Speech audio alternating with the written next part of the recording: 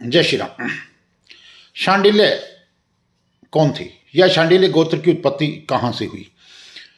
शांडिल्य एक सर्वश्रेष्ठ ब्राह्मण गोत्र है। बहुत विद्वान उच्च कोटि के ब्राह्मण जो है वो शांडिल्य गोत्र के अंतर्गत आते हैं। ये वेदों में श्रेष्ठ उच्च कुलीन घराने के ब्राह्मण हैं।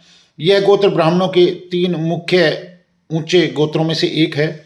महाभारत अनुशासन पर्व के अनुसार युधिष्ठिर की सभा में विद्यमान ऋषियों में भी शांडिल्य जी का नाम आता है।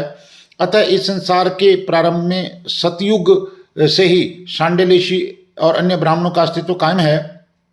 अतः मान्यता है यह भी है कि सबसे पहले सतयुग में वेद शास्त्र तथा शास्त्रों की शिक्षा भी ऋषि शांडिल्य तथा गार्गस्त्य ऋषि के आश्रम में ही प्रारंभ हुई थी। शांडिल्य ऋषि त्रेता युग में राजा दिलीप जी के राजपुरोहित बताए गए हैं। वहीं द्वापर में वो राजा नंद के पुरोहित भी रहे हैं। एक समय में वे राजा त्रिशंकु के पुजारी भी थे, उनके पुरोहित भी थे, कुल पुरोहित भी थे। दूसरे समय में वे महाभारत के नायक भीष्म पितामह तथा अपने ब्राह्मण भ्राता भगवान परशुराम के साथ वार्तालाप करते हुए भी दिखाए गए हैं। उनका भी चर्चा महाभारत में आई है।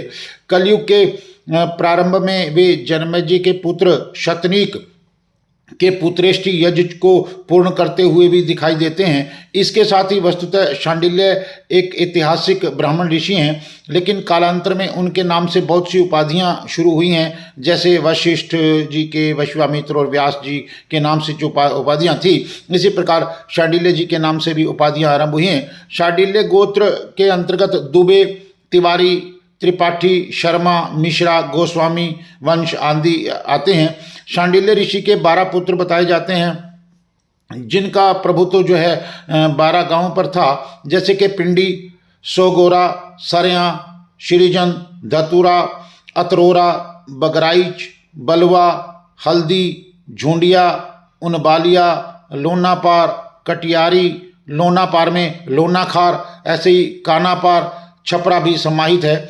इन्हीं 12 गांवों में आज चारों तरफ इनका विकास हुआ है। ये सरयू पारणीय ब्राह्मण कहे जाते हैं। इनका गोत्र श्रीमुख शांडिल्य त्रिप्रवर है।